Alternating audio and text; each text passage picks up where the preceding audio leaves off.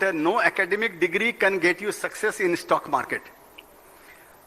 दुनिया की कोई भी एकेडमिक डिग्री, चाहे आप MIT से आप इंजीनियर हो या हार्वर्ड एजुकेटेड हो या कितने बड़े CA गोल्ड मेडलिस्ट हो और MBA हो, लेकिन आप शेयर बाजार में आपकी डिग्री के कारण आप सक्सेस हो जाएंगे, ऐसा कभी नहीं हो सकता है।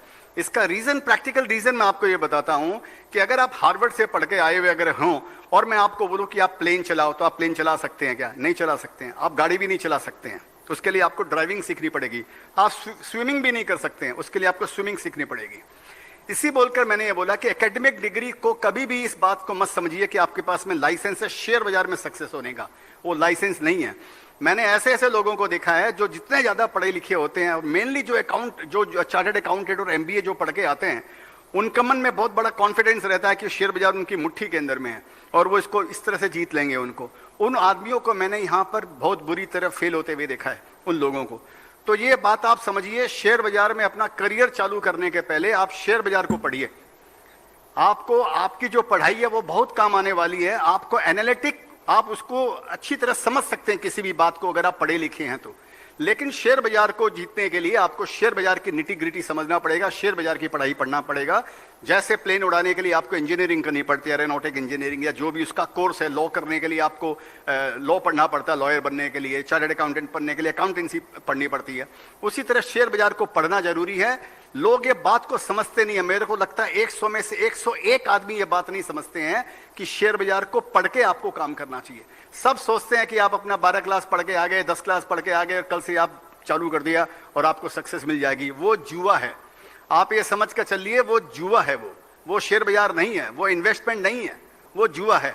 और ये इतना भारी जुआ है, जिंदगी में इतना आपको पीछे ले जाएगा ये जुआ कि आपको शायद रिकवर करने में भी बहुत साल आपको लग जाए और मनोबल टूट जाएगा। इसके बारे में अगर कोई क्वेश्चन आंसर हम बाद में कर सकते हैं। दूसरा मेरा एक कोट है, stock market is a place to make the easiest money in the hardest way. इससे बड़ा कोई प्लेटफॉर्म नहीं है इजी मनी बनाने का। आप देखिए, मैं कोई पढ़ा लिखा आदमी नहीं हूं, मैं कोई इंजीनियर नहीं हूं, अकाउंटेंट नहीं हूं, कोई भी आदमी जैसे, और सबको ऐसे लगता है कि हम शेयर बाजार में आके, तो यहां जो पैसा जो आता है वो कितना इजी आता है। मैं मेरे अपने एयर कंडीशन कैबिन में बैठा रहता हूं फॉर एग्जांपल, और समझिए फोन और लैपटॉप के ऊपर मैं कुछ ना कुछ सोच के मैं काम कर रहा हूं। मैं कोई शॉप फ्लोर पे जाके कोई इंजीनियरिंग का काम नहीं कर रहा हूं, या मैं किसी कंपनी के जाके कोई अकाउंट नहीं लिख रहा हूं, या मैं कोई उसका वेंडर नहीं हूं, या मैं उसका सप्लायर नहीं हूं कि कोई चीज मैं प्रोड्यूस कर रहा हूं। ये डिजिटल पैसा है, सब चीज डिजिटल है ये। तो ये कितना इजी पैसा है, लेकिन ये इतना हार्डेस्ट पैसा है, ये आप में से सब आदमी जानते होंगे।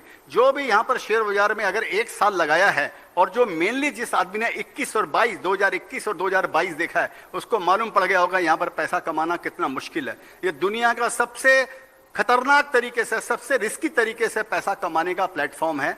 लेकिन अगर आप उसको, अगर ठीक से उसके डिसिप्लिन को अगर आप फॉलो करते हैं, तो आप यहां पर सक्सेस जरूर हो सकते हैं। इसमें इतना ही रिस्क है जितने हम रास्ते में अगर चलते हैं वो भी हमारे रिस्क है। आप रास्ते में पैदल अगर चल रहे हैं तो भी एक रिस्क ले रहे हैं आप, गाड़ी अगर आपको मार सकती है। आप बहुत ही अच्छे ड्राइवर हो, अगर आप गाड़ी चला रहे हो, आप एक्सीडेंट नहीं करेंगे, लेकिन दूसरी गाड़ी आपको अगर एक्सीडेंट कर सकती है।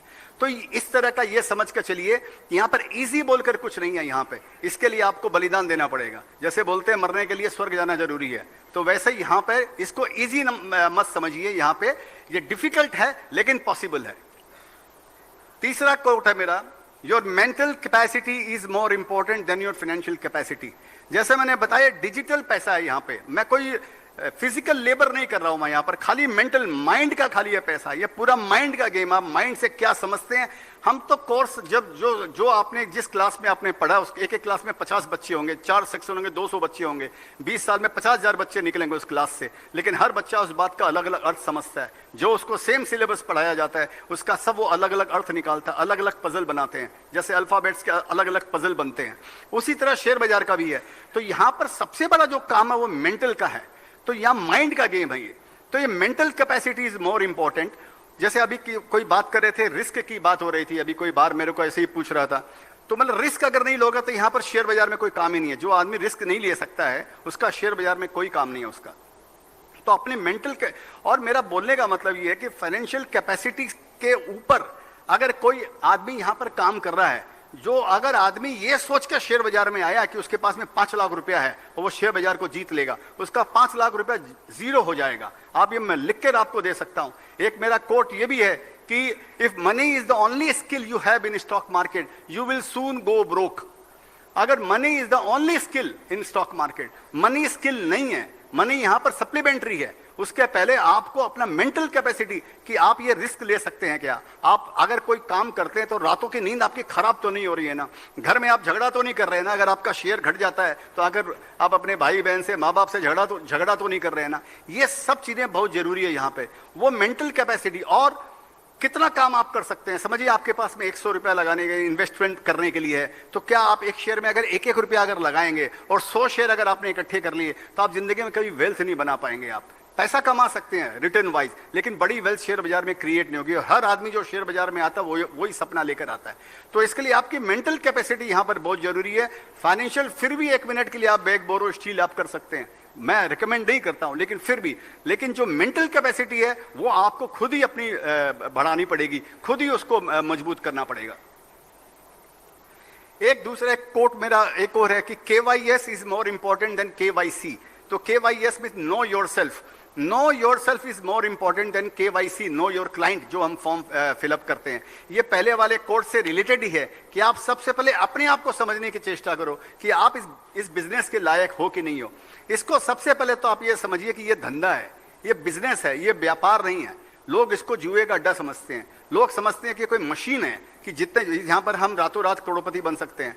और 90%, 90 नहीं 100% आदमी शेयर बाजार में इसीलिए फेल होते हैं कि वो जल्दी जल्दी पैसे वाले बनना चाहते हैं, उनको रातों रात करोड़पति बनना है। ये ग्लैमर वर्ल्ड है, तो ये ग्लैमर वर्ल्ड है नहीं, लोगों को उतना ग्लैमर लगता है उसके अंदर में, लेकिन इसका एक प्रोसेस है इसका।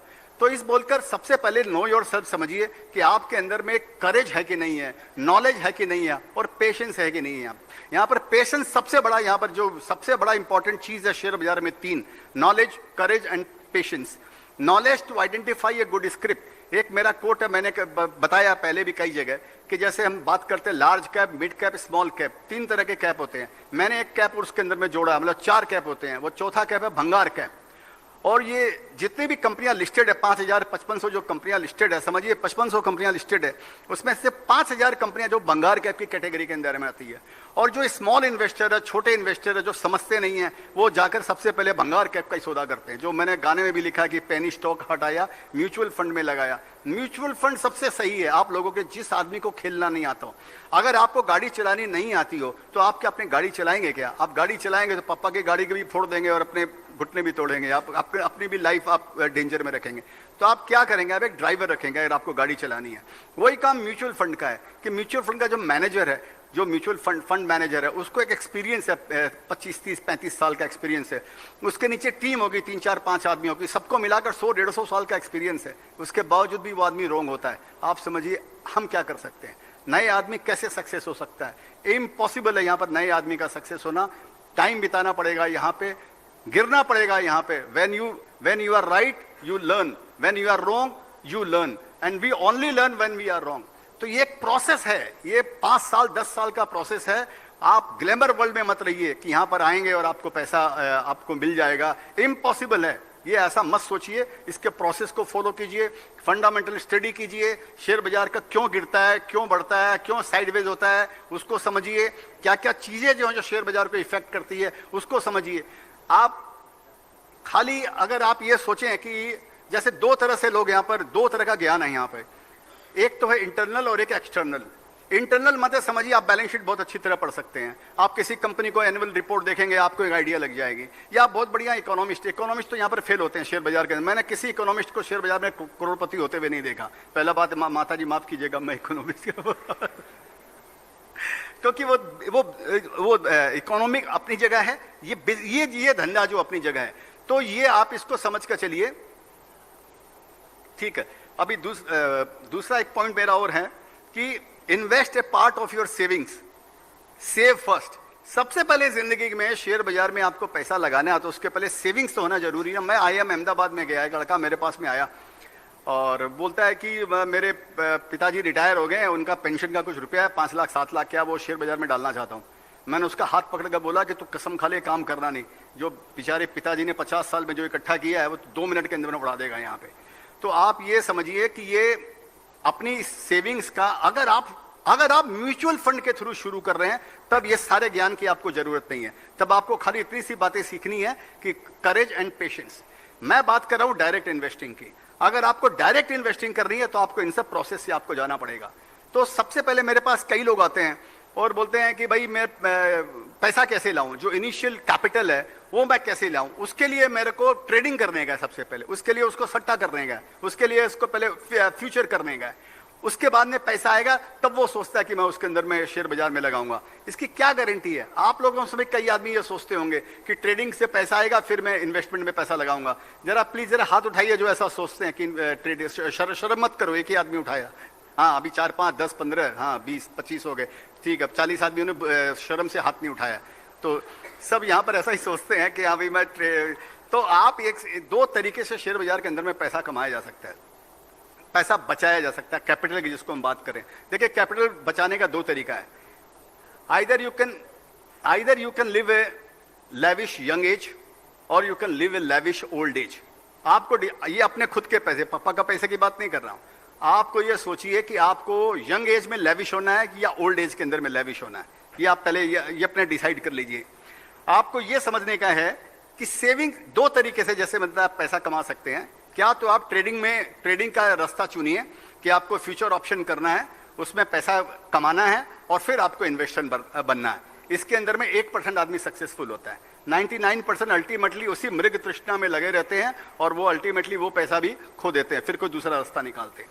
एक दूसरा रास्ता है कि सेविंग्स करना, कि जो आप फ्रूगल लाइफ, अगर आप इनिशियल लाइफ अगर आप उसको कंजूसी से, जिसको बोलते हैं अपभ्रंश भाषा में, अगर कंजूसी से अगर आप अपनी इनिशियल लाइफ अगर समझिए जीते हैं और जो पैसा आप जाकर इधर उधर रेस्टोरेंट में, पार्टी में, ब्रांडेड कपड़ों में या तफरी में जो उड़ा देते हैं, उन पैसों को भी अगर आप सेव अगर कर लेते हैं और उन पैसों को कैपिटल समझ के शेयर बाजार में अगर इन्वेस्ट करते हैं, उसको सीड कैपिटल समझते हैं, उसके सक्सेस की संभावना 100% है उसके, क्योंकि वो पैसा तो नेट आपके पास में नेट सेविंग्स ही है।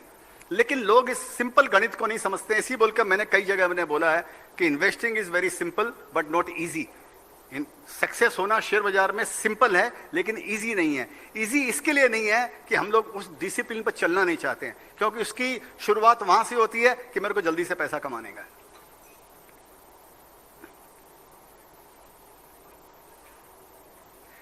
तो बाकी तो ऐसे तो मेरे बहुत सारे कोट हैं, तो मैं सोचता हूं इसके आधार पर हम Q&A सेशन कर लें, राइट। और उसके बीच में भी कई कोट आएंगे तो वो मैं आपसे बातें कर सकता हूं। और एक बात और समझिए, कई लोग मेरे को बोलते हैं कि हाँ भाई शेयर्स लेना है तो टॉप क्या है, बॉटम क्या है। तो उसके लिए भी मैंने एक कोट लिखा है कि 2 आदमी जिंदगी में, यहाँ पर शेयर बाजार में 2 ही आदमी ऐसे हैं जिनको शेयर बाजार के भावों का टॉप और बॉटम मालूम है। 2 आदमी ऐसे, एक तो है भगवान और दूसरा झूठा, जो बोलता है मैंने किया था, मैंने लिया था, ऊपर में ले बेच दिया, नीचे में ले लिया। यहाँ पर टॉप और बॉटम बोल के कुछ नहीं है। यहाँ बुल मार्केट, मेरा ऐसा अपना मत है, यहाँ बुल मार्केट बेयर मार्केट बोलकर कुछ नहीं है। यहाँ पे ये स्टॉक मार्केट है। इस पर भी मैंने एक पोएम लिखी है, यूट्यूब पे आपको मिलेगा कि neither it's a bull market nor it's a bear market, it's a stock market. And bull market is like a sunshine, it is always there somewhere. लेकिन आपकी स्टडी इतनी पक्की होनी चाहिए, आपका एजुकेशन शेयर बाजार का और नॉलेज इतना पक्का होना चाहिए कि आप कब किस समय कौन से सेक्टर में आपको काम करना है, कब कौन से सेक्टर में निकलना है, इसका नॉलेज आपको आना चाहिए। और बाकी तो जिंदगी बीत जाएगी और हम ये डिस्कस करते रह जाएंगे।